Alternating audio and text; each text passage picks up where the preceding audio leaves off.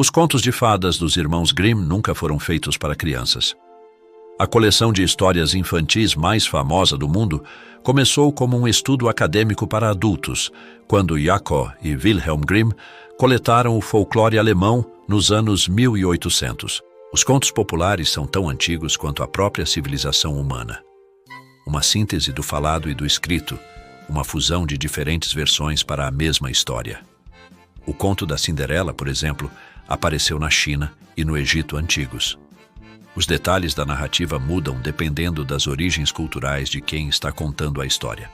No Egito, o sapatinho da Cinderela é de couro vermelho. Já nas Índias Ocidentais, é uma fruta-pão, e não uma abóbora que é transformada em carruagem.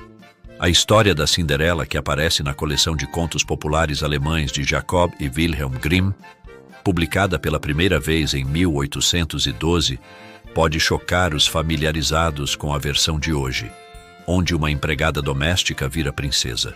Nos relatos dos irmãos Grimm, a heroína se chama Aschenputtel, e seus desejos se realizam não pelo balançar da varinha de uma fada madrinha, mas por uma avelã que cresce no túmulo de sua mãe, que ela rega com suas lágrimas.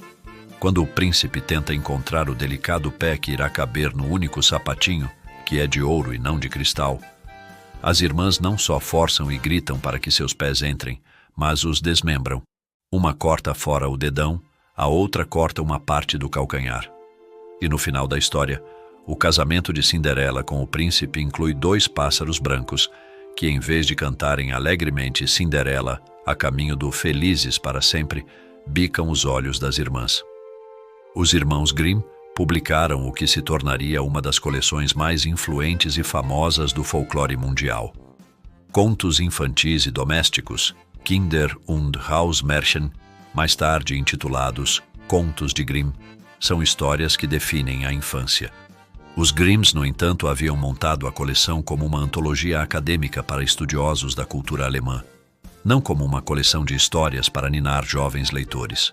Em meio à turbulência política e social das guerras napoleônicas, que ocorreram de 1803 a 1815, quando a França conquistou terras alemãs, Jacob e Wilhelm foram movidos pelo nacionalismo para destacar sua pátria e herança. Eles foram inspirados por autores e filósofos românticos alemães que acreditavam que as formas mais puras da cultura, aquelas que uniam uma comunidade, podiam ser encontradas em histórias compartilhadas de geração em geração. Contar histórias expressava a essência da cultura alemã e lembrava o espírito e os valores básicos de seu povo. Ao escavar as tradições orais da Alemanha, os irmãos queriam urgentemente preservá-las do desaparecimento, do para sempre ficar em silêncio no tumulto de nossos tempos. Como Cinderela e muitos outros personagens de seus contos populares, a vida de Jacob e Wilhelm Grimm é uma história da pobreza para a riqueza. Os irmãos nasceram com 1 ano de diferença em Hanau, no estado do Sacro Império Romano de Hesse-Kassel, na atual Alemanha, perto de Frankfurt. Em 1796, poucos dias depois que Jacob, o mais velho, completou 11 anos, seu pai morreu repentinamente de pneumonia, levando a família de 6 filhos da classe média para a pobreza. 2 anos depois, Jacob e Wilhelm saíram de casa para cursar o ensino médio em Kassel, um privilégio possível graças ao apoio financeiro de uma tia. A inseparável dupla compartilhava os mesmos hábitos de trabalho diligentes, estudando até 12 horas por dia. Depois de se formar, Jacob mudou-se para Marburg, em 1802 para estudar direito na universidade. Wilhelm o seguiu 1 ano depois.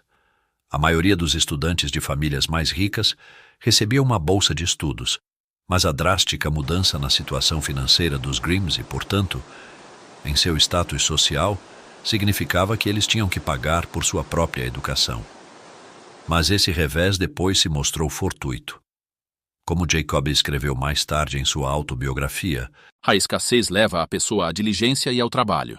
A dupla entrou na universidade com a intenção de repetir a carreira do pai no direito e no serviço público, mas, identificando-se com o povo trabalhador, cuja linguagem e histórias eles preservariam e publicariam mais tarde, eles descobriram uma vocação que definiria suas vidas e legado: Friedrich Carl von Savigny, professor da Universidade de Marburg, despertou o interesse de Jacob e Wilhelm na história e na literatura alemãs e no novo campo da filologia, o estudo da linguagem em textos históricos. Savigny apresentou os irmãos ao seu círculo acadêmico, que incluía Clemens Brentano e Achim von Arnim, escritores alemães influenciados por Johann Gottfried von Herder, filósofo que pedia uma redescoberta e preservação de Volkspoesie, a poesia popular. Em 1805, Jacob trabalhou como assistente de Savigny em Paris, coletando documentos sobre literatura, costumes e leis alemãs.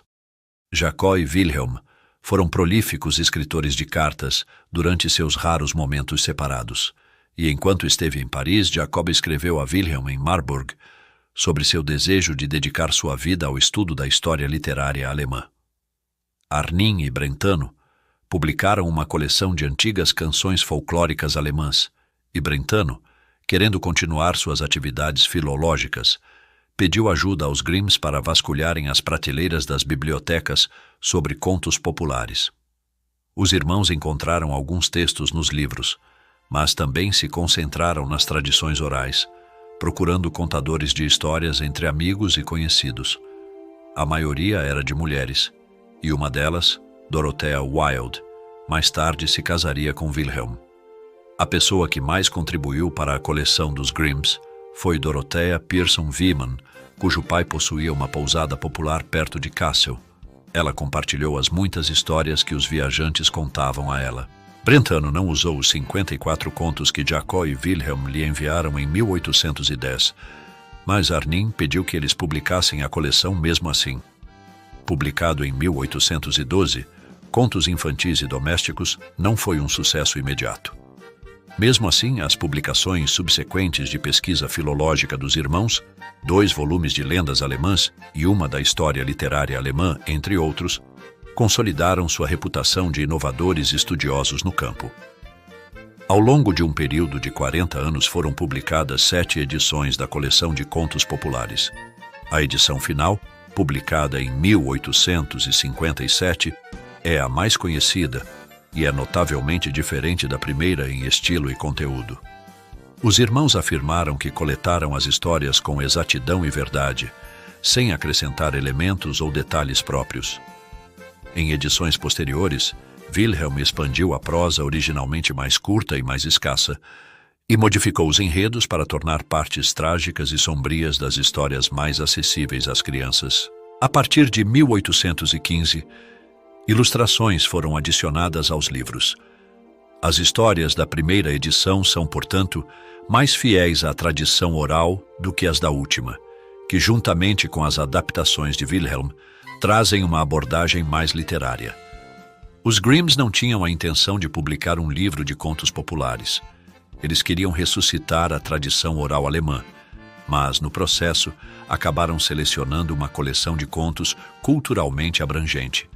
Embora os irmãos se tornassem um nome familiar por causa disso, Contos Infantis e Domésticos fez parte de uma busca maior, descobrir e preservar as formas orais e escritas da cultura alemã para restaurar esse tesouro ao povo.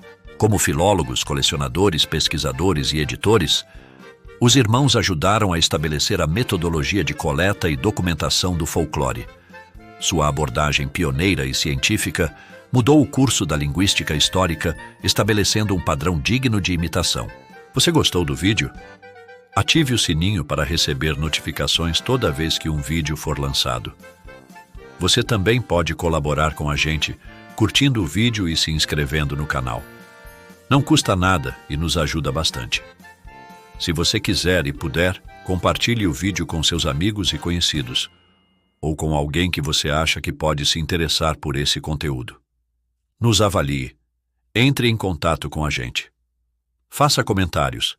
Diga o que você achou do vídeo e do conteúdo. Sua opinião é muito importante para nós.